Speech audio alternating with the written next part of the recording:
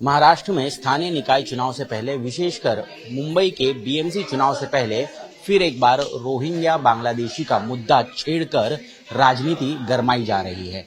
हमारे साथ कांग्रेस के प्रवक्ता और नेता सचिन सावंत है। उनसे जानने की कोशिश करेंगे आखिरकार मलाड मालवनी, जहां से आप ही के कांग्रेस के विधायक असलम शेख आते हैं, वहां पर रोहिंग्या और बांग्लादेशी अनधिकृत तरीके से रह रहे हैं और कई सारे अनधिकृत वहां पर स्लम्स भी तैयार किए, जो आरोप किया जा रहा है बीजेपी की तरफ से, उस पर आपका क्या कहना है? ये भारतीय जनता पार्टी का षड्यंत्र है। चुनाव आ रहा है तो हिंदू मुस्लिम ये मुद्दा इनको करना है। पहले इन्होंने डर दिखाया कि अगर महापौर होगा तो खान हो सकता है, फिर बाद में वंदे मातरम जो राष्ट्रगीत है उसके बारे में विवाद उत्पन्न करने का काम इन्होंने किया, और आज ये जानबूझकर ये मामला निकाला जा रहा है जो मालवनी को टारगेट किया जा रहा है, क्योंकि वहां के जो हमारे नुमाइंदे हैं, जनप्रतिनिधि हैं, असलम शेख जी हैं, अल्पसंख्यक समाज से आते हैं, तो इसी वजह से उनको टारगेट करने की कोशिश हो रही है। और जो एरिया में वो करना चाह रहे हैं, जो इलीगल बांधकाम के बारे में या जिसके रोहिंग्या और बांग्लादेशी मुसलमानों की बात करते हैं, आज हमने दिखा दिया है कि उसमें हिंदू भी शामिल हैं, दलित भी शामिल है, उत्तर भारतीय है, दक्षिण भारतीय, सभी समाज के लोग वहां रहते हैं। उनको बाकायदा ये रोहिंग्या और बांग्लादेशी है क्या, ये सवाल हम पूछना चाहते हैं। और अगर रोहिंग्या और बांग्लादेशी उसकी जांच करने की प्रक्रिया ही अलग है। एक भी कंप्लेंट आपने की है क्या, वो तो बताइए, क्योंकि ये एफआरआरओ को जाता है, ये फॉरेनर्स एक्ट के तहत मामला आता है। आपको उसको पुलिस स्टेशन में देकर उसकी जांच करवाकर उसको एफआरआरओ में देना चाहिए, तो ना उसकी कार्रवाई कोई की गई। और ये जो आदेश दिए गए हैं, ये सब 25 साल से भी ज्यादा साल तक वहां रह रहे हैं, और उनको आपने नोटिस दे दी, पूरी पब्लिक नोटिस। उनको ये मौका भी नहीं दिया कि वो अवसर प्रदान किया जाए कि ये आपके जो कागजात है वो देखें हम लोग, क्या सही मायने में वो इलीगल है या नहीं। तो आपने जानबूझकर इनको, जो हिंदू भी है, सबको रोहिंग्या बताने की कोशिश करी, क्योंकि आपको राजनीतिक रोटियां सेकनी है। और बड़ी अफसोस की बात कि इतनी ऊंची राजनीति भारतीय जनता पार्टी कर रही है कि चुनाव को मद्देनजर रखते हुए आज लोगों के घर उजाड़ रही है। यानी जो अमीर लोग हैं उनके रेड कारपेट दिया जा रहा है और इनको गरीबों को बुलडोजर दिया जा रहा है। क्यों? क्योंकि आपके चुनाव के लिए आपको मुद्दा चाहिए।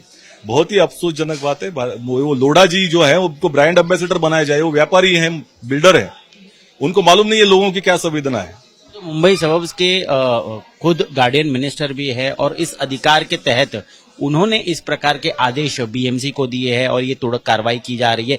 ये भी कहा जा रहा है कि कहीं ना कहीं इलीगल स्ट्रक्चर जो बड़े पैमाने पर है उस पर बुलडोजर चलाकर कहीं ना कहीं यूपी का जो पैटर्न है बुलडोजर राज, वो महाराष्ट्र विशेषकर मुंबई में यहाँ पर दिखाने की कोशिश। देखिए, उच्चतम न्यायालय ने पूरी तरह से गाइडलाइन दी है कि अगर आपको इलीगल स्ट्रक्चर उजाड़ना है तो उसको सही है या नहीं है इसकी साबित करने के लिए अवसर दिया जाए।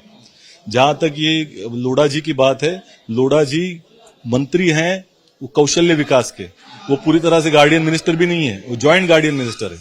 तो ये जो मंत्रालय आता है वो रेवेन्यू मंत्रालय आता है, महसूल के अंतर्गत आता है। तो ना उनको वो अधिकार था, और किसी भी मंत्री को यह आदेश देने का अधिकार ही नहीं है, क्योंकि इसकी जांच ये अधिकारी करते हैं या उनके अफसर करने, उनकी एक निरपेक्ष पद्धति से या निष्पक्ष तरीके से उन्होंने जांच करनी चाहिए और उसके ऊपर कार्रवाई करनी चाहिए। आज पूरे आदेश है, उसमें सिर्फ मंगल प्रसाद लोढ़ा जी के आदेश के अनुसार ये कार्रवाई हो रही है ऐसा दिखाया जा रहा है। ये कागजात कहते हैं।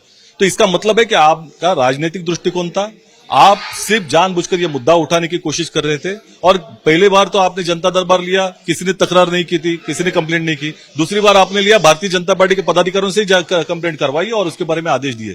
तो ये कौन से अधिकार से दिए गए थे? आज उधर ही आपके लोढ़ा के टावर नजर आ रहे हैं। तो आप तो वो लोगों को प्रतिनिधित्व करते हैं कि जो इस बारे में संवेदना रखते नहीं है, लोगों के बारे में, जनता के। एक दिन में सबके घर उजाड़ दिए। आप कह रहे हैं कि प्रक्रिया में अगर खामी है तो क्या मुंबई के बीएमसी कमिश्नर हो या वार्ड ऑफिसर हो या तो फिर कोर्ट में जाकर आपने दलील पेश की है, इसके बारे में कोई स्टॉप वर्क नोटिस लाया? देखिए, इन्होंने लोगों को अवसर नहीं दिया, पूरे घर तोड़ दिए। आज हम लोग ये लड़ाई लड़ना चाह रहे हैं, गरीबों की लड़ाई लड़ना चाह रहे हैं। ये लोगों के लिए राजनीतिक जो हमारे साथ मार्ग है वो हम अभी इस्तेमाल कर रहे हैं, और जो न्यायालयीन मार्ग है उसका भी हम लोग इस्तेमाल करेंगे। लेकिन निश्चित तौर पर ये जो गरीबों के खिलाफ सरकार है, अपनी राजनीतिक रोटियां सेकने के लिए, ध्रुवीकरण की राजनीति करने के लिए, हिंदू मुसलमान इस तरह का मुद्दा लाने के लिए, गरीबों के घर जो उजाड़ रही है, ये जो शोषण के खिलाफ और अत्याचार के खिलाफ हम आवाज उठाते रहेंगे। इस अवसरवादी राजनीति के बारे में आप आवाज उठा रहे हैं, इसी तरह वोट चोरी के खिलाफ भी महाविकास आघाड़ी के सभी सहयोगी दल साथ में संघर्ष करते नजर आ रहे थे। कुछ ही दिन पहले आपने चुनाव आयोग के खिलाफ एक मोर्चा निकाला था।